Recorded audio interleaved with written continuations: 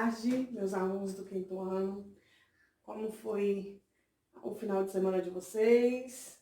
Espero que vocês tenham descansado bastante para a gente retornar agora com as nossas videoaulas. Eu tenho novidade para vocês. As nossas videoaulas essa semana só irá acontecer até a quarta-feira, né? Nós vamos ter aula segunda, terça e quarta, as videoaulas. Na quinta, nós vamos dar um descanso, porque quinta e sexta é a comemoração da Semana Santa, né? Nós estamos em Semana Santa. Então, os vídeos vão até quarta-feira. Quinta e sexta vocês vão descansar à vontade. E na segunda a gente retorna, né? Vamos aproveitar essa semana e vamos orar a Deus, pedir a Ele que nos dê força, que nos dê coragem, que a gente possa passar por tudo isso o mais rápido possível, para que a gente volte às nossas atividades em sala de aula, né? Semana passada eu estive lá na escola para a gente poder gravar e é ruim chegar na escola e ver aquela escola vazia, né?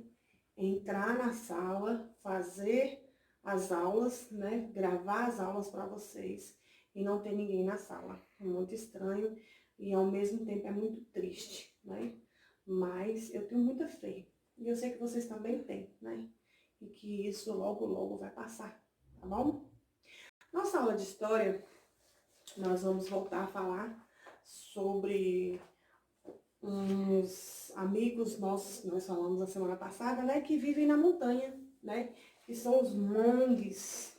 Aí eu esqueci de falar na aula passada, porque aqui está assim, monges, mas tem um H na frente, né, mas a gente sabe que o H ele tem um som mudo, então a gente pronuncia monges, né.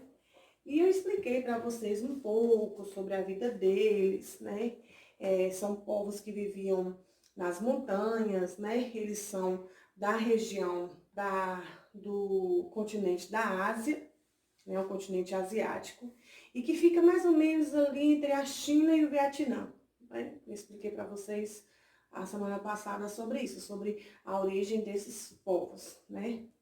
E falei também que eles são grupos étnicos, né? Que têm a mesma cultura, né? Eles seguem uma cultura.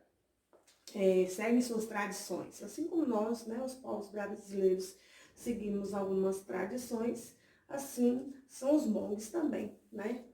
Falei também que a maioria são camponeses, né, que a maioria deles também cultivam muito arroz, né, o grande cultivo desses povos é o arroz. Onde a parte é só o arroz? Não. Né? O que se destaca é o arroz, mas no livro mesmo fala que eles também produziam outras coisas.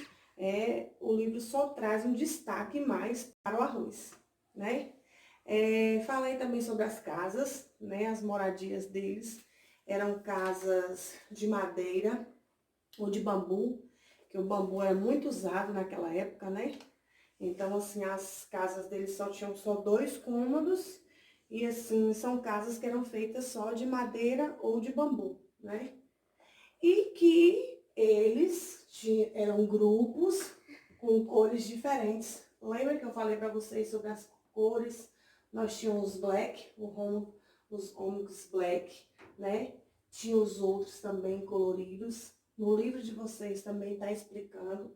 E em sala de aula, quando a gente retornar, eu também vou estar explicando mais sobre essas origens, sobre esses povos para vocês. Né? A gente tá dando só uma abertura da aula, né?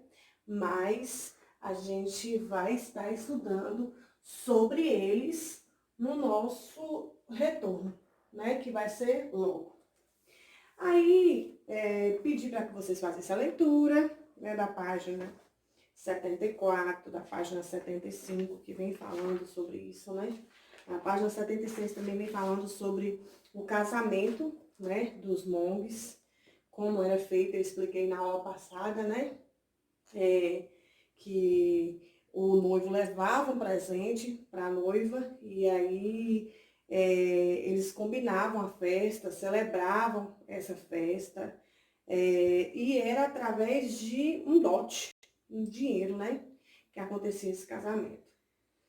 Aí eu pedi para que vocês fizessem a atividade da página 76. A atividade da página 76 é o seguinte. No número 1 tá falando assim, ó. Sobre a cultura dos monges nas montanhas do norte do Vietnã, responda. A letra A. O que mais chamou sua atenção? Isso aí é uma resposta pessoal. Cada um vai dizer o que mais chamou a atenção de vocês. Ah, tia, me chamou a atenção o casamento. Ou tia, me chamou a atenção as casas, a forma do cultivo do arroz. Então, assim, cada um vai dizer uma resposta diferente, vai escrever uma resposta diferente. Quando nós estivermos em sala de aula, nós vamos fazer essa discussão, né? Eu quero ouvir, vou querer saber de vocês, o que vocês colocaram, para em cima disso a gente discutir mais sobre esses pontos, tá certo? Na letra B, tá assim. Em que aspectos a cultura brasileira é diferente dos monges? Levem em consideração, vamos dizer, as moradias. Em que aspecto as nossas moradias são diferentes das moradias dos monges? Né? No livro, no que eu expliquei, eu falei que a moradia dos monges eram feitas de quê? De madeira ou de bambu. Né? Eram só 2 cômodos que eram feitas as casas deles. No livro de vocês também está dizendo isso. Se a gente trazer para a nossa realidade hoje, as nossas casas são feitas de quê? De madeira, de tijolos, cimento, são vários cômodos a casa, algumas casas são de laje, que são construídas tanto embaixo como em cima. Então, há uma diferença muito grande da nossa moradia hoje com a moradia dos monges. Né? E eu espero que aí na letra B vocês tenham colocado dessa forma a respeito das moradias, né? Aí também fala sobre as roupas, né? Qual a diferença das roupas dos monges antigamente das nossas, né? Observando aqui as imagens, olha para vocês verem. Eles se vestiam com bastante roupas, né?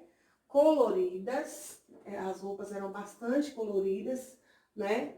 E tinham diferença de cores, né? As black com as coloridas. E hoje em dia, se a gente trazer para a nossa realidade, as nossas roupas são de acordo com a moda, né? São roupas feitas industrializadas, são sapato de couro, né? São roupas de marcas com tecidos caros, que combinam, né? E hoje em dia a gente não usa mais esse turbantezinho, esse chapéu que eles usavam antigamente, não se usa. Então, assim, as roupas são diferentes, né? Acompanha de acordo com a moda. Vocês sabem muito bem, no frio a gente agasalha mais. Mas se é o calor, a gente se veste com roupas mais leves. No caso deles, não. Essas roupas eram a todo momento dessa forma. E tem falando sobre o casamento.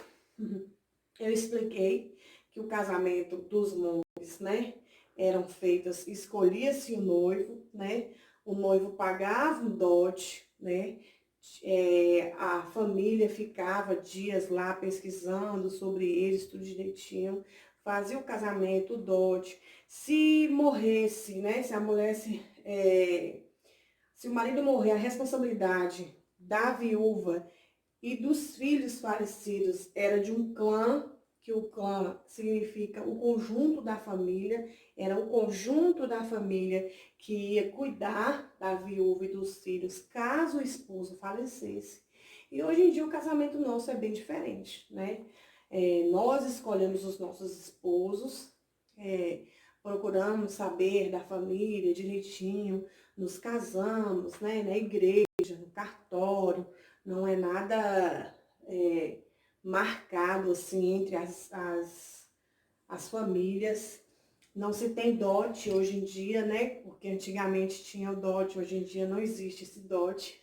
Nós casamos por amor, antigamente não era muito assim. Hoje em dia não, as pessoas se conhecem, se gostam e casam, né? Então acontece muito isso. Na página 77, vem falando sobre a cultura do arroz, né? Porque foi o que eu acabei de falar para vocês, que a cultura do arroz se destacou muito, era um dos cultivos que mais se destacava naquela época, né? E Aqui tá falando assim, ó, o sudoeste asiático tem uma população muito grande e o cultivo do arroz era uma das maiores produções agrícolas do Vietnã, né? Se faziam outras produções, Chapati, se faziam, mas o arroz se destacava mais. Aí tem assim a segunda questão. Atualmente, devido à globalização, é possível encontrar nas cidades brasileiras cada vez mais restaurantes de comidas típicas do sudoeste asiático? Como é o aspecto desses restaurantes e o que costumam servir? Vocês sabem que atualmente existe sim, né? Tanto os tailandeses como os chineses, né? Se você for em Conquista, você encontra vários restaurantes chineses. Vocês encontram lanchonetes, né? Com os chineses. E eles trouxeram essa realidade hoje em dia para o nosso Brasil, né? Lá eles usam muita massa, né? E a questão de macarrão, a forma de fazer o arroz. Os chineses, eles têm uma variedade muito grande na comida deles, sim, aqui no Brasil. Então, existe, sim, essa globalização hoje, né, entre os chineses e os tailandeses também, né? Usam muita pimenta na alimentação, muito gengibre, né? E isso vem deles, que tem todo esse aspecto na nossa região, tá? E na terceira questão, vem falando o seguinte: e no Brasil, em que região o arroz é mais cultivado? E de que forma? Qual a importância desse cereal na tradição culinária brasileira? Isso aí também é uma resposta pessoal. Porém, a gente pode ir acrescentando o seguinte, né? Que o arroz, ele é de todas as regiões do Brasil. Todas as regiões do Brasil existe o arroz, né? O arroz sequeiro, né? Ele é cultivado nas terras altas e ele é bem irrigado.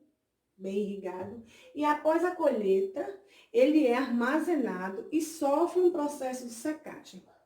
É um tipo de forma de estar tratando o arroz. Nas pequenas propriedades, né, em alguns lugares, é comum a secagem do arroz em terreiros, né? E também vem o processo industrial, né, a qual o arroz ele é separado as impurezas, descascado e passado por toda a parte de industrial, né, a parte da indústria, para poder chegar hoje em nossas casas como ele é conhecido, né? Então, assim, eu creio que vocês tenham pesquisado e que vocês também tenham tido várias respostas a respeito dessa questão.